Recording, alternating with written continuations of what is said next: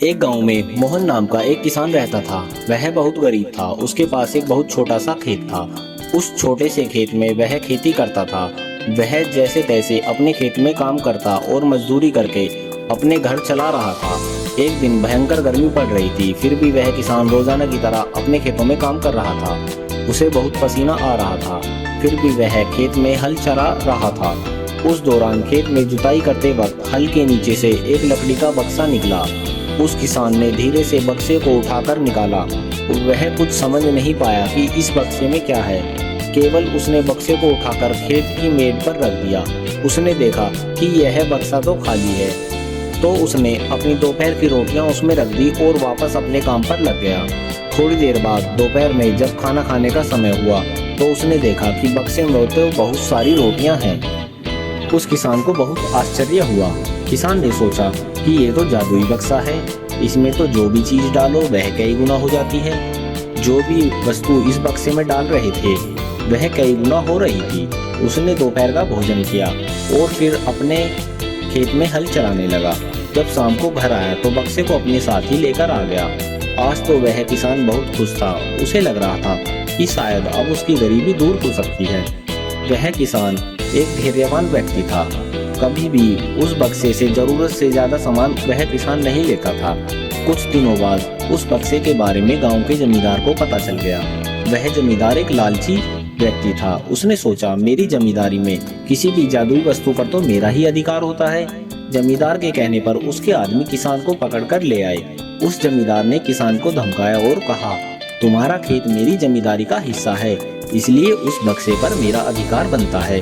जमींदार की बात सुनकर किसान डरते हुए बोला, मालिक भले ही जमींदारी आपकी है, लेकिन उस खेत पर तो खेती मैं करता हूँ, तो बक्से पर तो मेरा अधिकार होना चाहिए। जमींदार समझने लगा कि यह किसान ऐसे नहीं मानेगा। उसने किसान को धमकाया और जबरदस्ती उसके घर से बक्सा उठवा लिया। किसान बेचारा क्या करता, वह रोता हुआ रह गया। जमींदार बक्से को पाकर खुश हो गया। जमींदार ने बक्से से बहुत सारी वस्तुएं हासिल की और मजे कर रहा था। थोड़े दिनों बाद कुछ लोगों ने जादुई बक्से के बारे में वहां के मंत्री को बताया। पहली बार तो मंत्री ने ध्यान नहीं दिया, लेकिन वापस कुछ दिनों बाद उन्होंने अपने एक आदमी को भेजकर बक्से की सच्चाई के बारे में पता कराया। जब उस मंत्री जी के आदमी को बक्से की सच्चाई का पता लगा तो उसने आकर मंत्री जी को बताया। मंत्री ने तुरंत जमींदार को बुलाया और कहा, तुम्हारे पास जो वह बक्सा है वह तुरंत मुझे दे दो। जमींदार ने मंत्री से हाथ जोड़ते हुए कहा, कृपया बक्सा मेरे पास ही रहने दीजिए, उस पर मेरा अधिकार है। लेकिन मंत्री जी ने उसकी एक न मानी और कहा, यदि तुम मुझे नहीं दोगे तो मैं तुम्हारी जमींदारी समाप्त करवा दूंगा। जमींदार ने डरकर वह बक्सा मंत्री को सौंप दिया। उस बक्से को प्राप्त करके मंत्री और भी मस्त हो गया। अब तो विरोधियों को मंत्री की शिकायत करने का एक और अच्छा मौका मिल गया।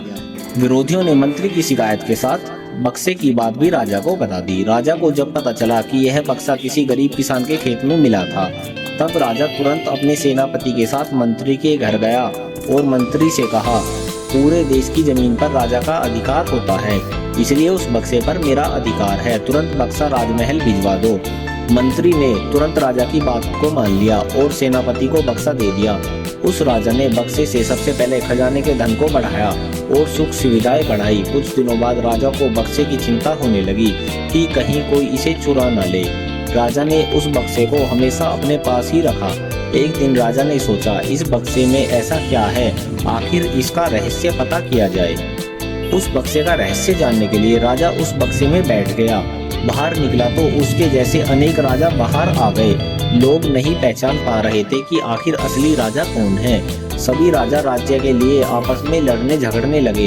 यह बात किसान को पता चली तो वह बहुत दुखी हुआ।